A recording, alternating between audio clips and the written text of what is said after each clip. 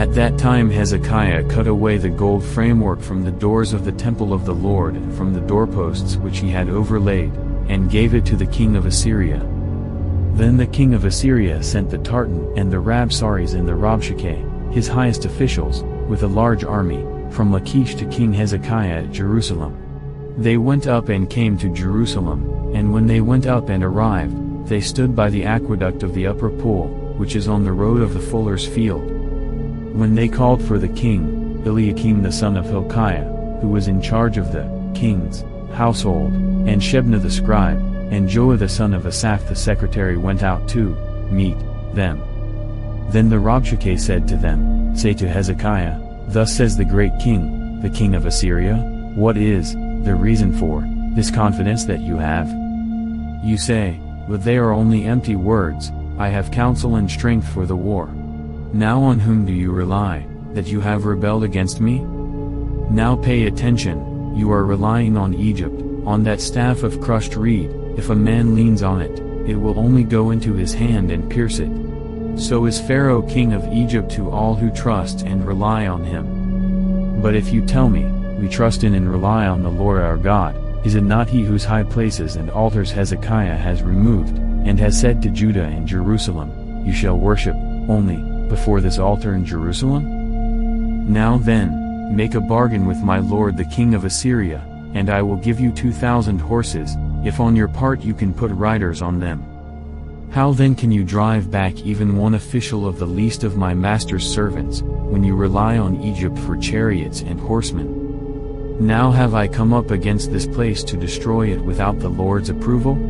The Lord said to me, Go up against this land and destroy it.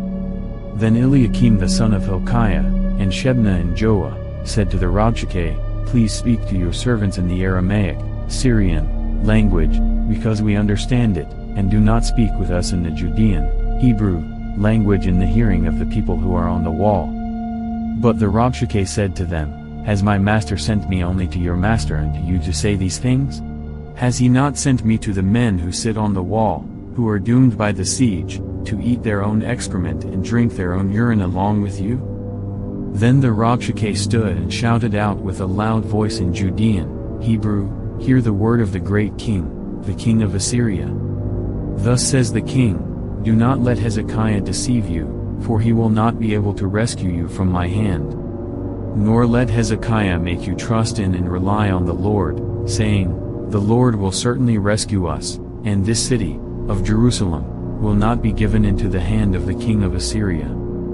Do not listen to Hezekiah, for thus says the king of Assyria, Surrender to me and come out to meet me, and every man may eat from his own vine and fig tree, and every man may drink the waters of his own well. Until I come and take you away to a land like your own land, a land of grain and new wine, a land of bread and vineyards, a land of olive trees and honey, so that you may live and not die. Do not listen to Hezekiah when he misleads and incites you, saying, The Lord will rescue us. Has any one of the gods of the nations ever rescued his land from the hand of the king of Assyria? Where are the gods of Hamath and Arpad, in Aram? Where are the gods of Sepharvaim, Hena, and Avah, in the valley of the Euphrates? Have they rescued Samaria, Israel's capital, from my hand? Who among all the gods of the lands have rescued their lands from my hand, that the Lord would rescue Jerusalem from my hand? But the people kept silent and did not answer him, for the king had commanded, Do not answer him. Then Eliakim the son of Hilkiah, who was in charge of the royal household, and Shebna the scribe and Joah the son of Asaph the secretary, came to Hezekiah with their clothes torn, in grief and despair, and told him what the Rabshakeh had said.